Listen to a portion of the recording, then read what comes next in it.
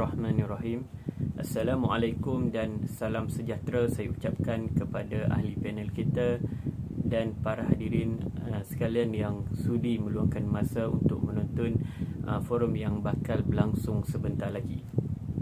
Kita bersyukur kerana dengan izinnya dapat kita bersama-sama bersua pada forum hari ini. Bagi menambahkan lagi keberkatan forum kita pada hari ini, marilah kita bersama-sama membacakan surah Al-Fatihah. Al-Fatihah.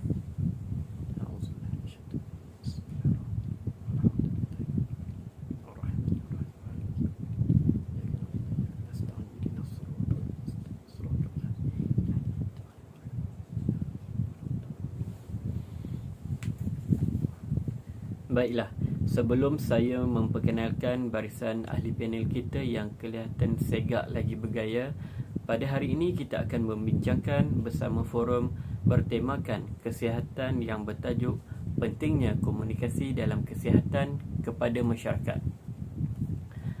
Ahli panel dan sidang hadirin sekalian yang saya hormati, kita sedia maklum bahawa komunikasi dalam kesihatan adalah elemen yang sangat penting bagi sesuatu maklumat atau info kesihatan untuk disampaikan kepada masyarakat. Sebelum kita membincangkan topik ini dengan lebih mendalam, marilah kita berkenalan dengan 3 orang ahli panel yang sudi bersama kita untuk berkongsi ilmu pada hari ini. Panel yang pertama iaitu Tuan Nasharuddin bin Razwan, merupakan seorang pakar kesihatan di sebuah hospital swasta. Beliau mempunyai pengalaman selama 15 tahun dalam bidang kesihatan. Selamat datang Tuan, apa khabar? Alhamdulillah, khabar baik. Terima kasih saudara moderator.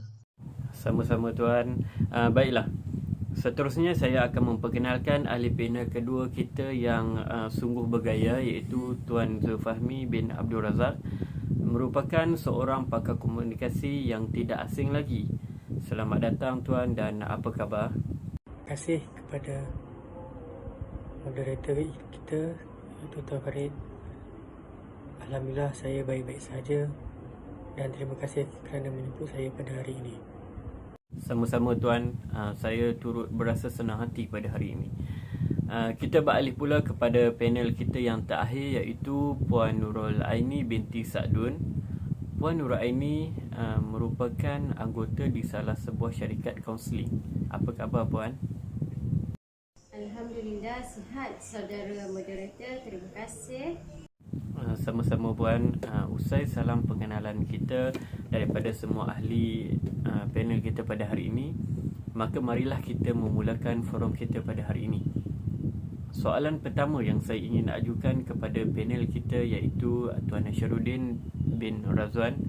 Apakah pendapat Tuan mengenai pentingnya komunikasi dalam kesihatan kepada masyarakat?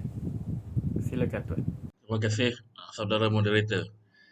Baiklah, konsep komunikasi ini adalah salah satu media atau platform untuk individu mempunyai pengalaman berkaitan kesihatan untuk berkongsi maklumat berkaitan kesihatan kepada masyarakat.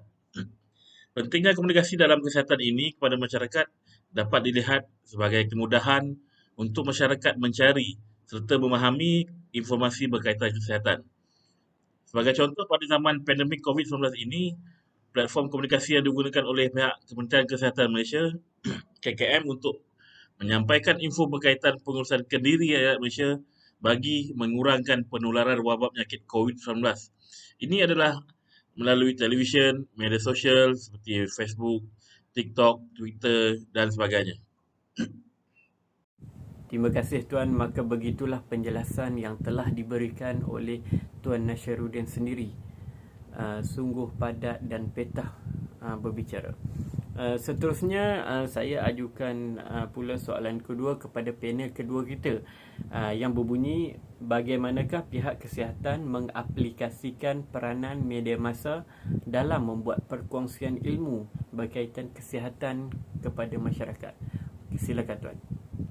Terima kasih saya ucapkan kepada saudara moderator kita Tuan Farid atas persoalan yang sangat menarik kepada saya, iaitu mengenai bagaimanakah pihak kesihatan mengaplikasikan peranan media massa dalam membuat perkongsian ilmu berkaitan kesihatan kepada masyarakat. Baiklah sidang hadirin sekalian. Pada zaman digital kini, media sosial merupakan platform yang paling penting dan berpengaruh dalam mempromosikan info-info kesihatan kepada masyarakat. Contohnya, ada juga doktor-doktor atau pegawai perubatan daripada agensi kerajaan maupun swasta yang menggunakan aplikasi TikTok untuk berkongsi ilmu-ilmu bermanfaat secara tidak langsung, dapat mengeratkan hubungan antara doktor dan masyarakat. Sekian, ini sahajalah jawapan daripada saya. Kembali semula kepada saudara moderator, iaitu Tuan Farid. Terima kasih Tuan di atas penerangan yang sangat jelas itu. Memang benarlah komunikasi dalam kesihatan ini dapat membantu masyarakat bagi mendapatkan informasi yang sangat berguna untuk diadaptasikan dalam kehidupan harian mereka. Seterusnya, saya tujukan soalan ini kepada ahli panel ketiga kita, iaitu Puan Nurul Aini. Menurut Puan, apakah sumbangan komunikasi terhadap kesihatan individu? Silakan Puan.